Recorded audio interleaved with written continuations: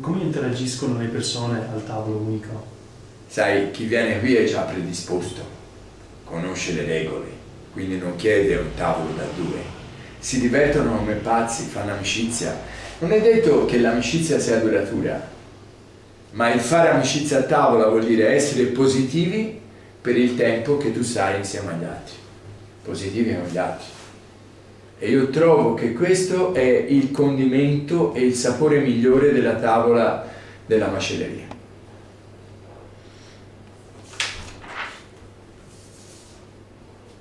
Perché il nome L'Officina? Quali valori Perché l'officina era il creare, il forgiare, l'usare il fuoco, l'officina era, ma nel tempo stesso viene anche dal latino officium, officium, gli uffizi, cioè il rito della bistecca in Toscana è la nostra messa laica, è celebrare una messa al simbolo più importante della condivisione del cibo. La bistecca alla fiorentina è il cibo più prezioso, ce n'è pochissime in un manzo intero, solo 6. Condividere la bistecca alla fiorentina con gli altri, cioè partecipare al rito di dividersi la carne, di spezzare il pane, versarsi il vino e dividersi il pezzo più pregiato della carne di manzo, cioè il pezzo più pregiato in assoluto, è la nostra messa laica, è il rito della bistecca alla fiorentina. Io non servirei mai una bistecca alla fiorentina per un tavolo da 2 e un tavolo da 4, diventa offensivo per l'animale ucciso, capito? Non mi torna.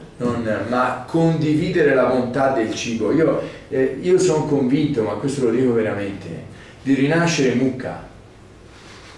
Io sono convinto, io credo che i buddisti abbiano ragione, che siamo una serie di rinascite.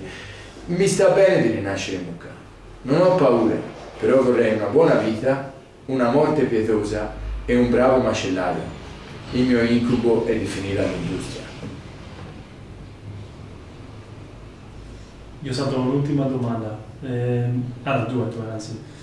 Il fatto che la gente comune mangi la carne storicamente recente, quindi fa veramente parte della cultura gastronomica toscana la carne? Certo. Okay, perché?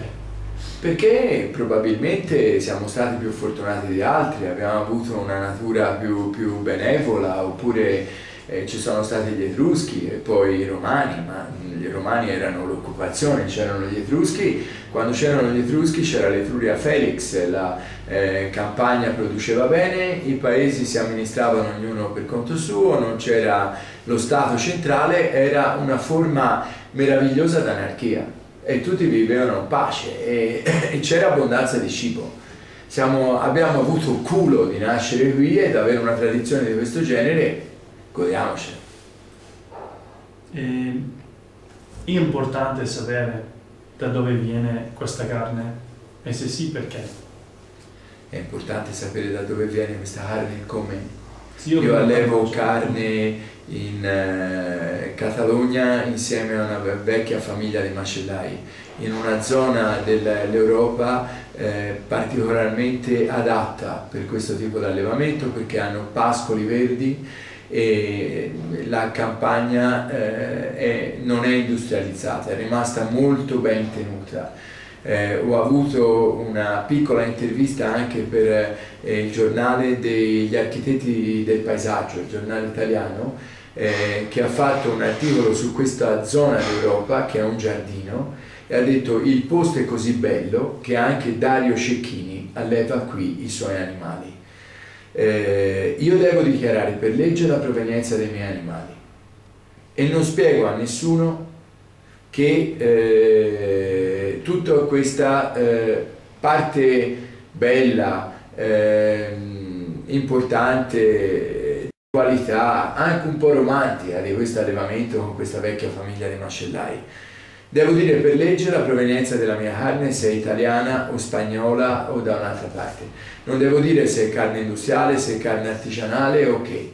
La legge mi dice che devo dire così e io scrivo su tutti i miei menù e dichiaro nel mio sito internet e dappertutto che la carne viene dalla Spagna, perché io sono il testimone della qualità del mio prodotto, non da dove viene la carne o che razza è.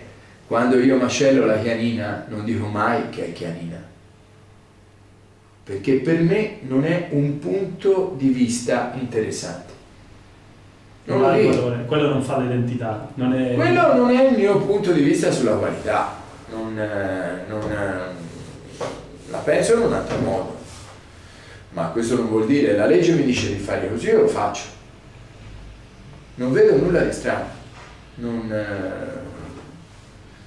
Molti all'inizio dicevano: ah, ma non è carne italiana, Cecchini, mi meraviglio di lei. Ho detto: meravigliatevi, la meraviglia è sempre una bella cosa, non avete la vostra scelta, non dovete sposare me, dovete vedere se io sono un buon artigiano e se do una buona qualità ai miei prodotti.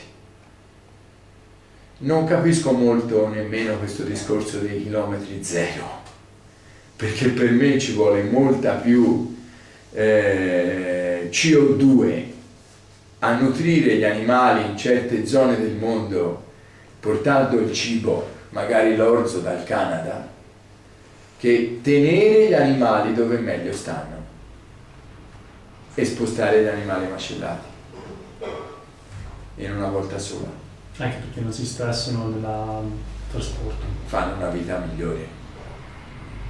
Perfetto, io non ho altre domande. Apprezzo il tempo, grazie mille.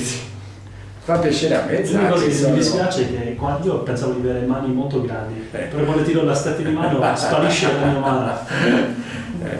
Grazie Dario.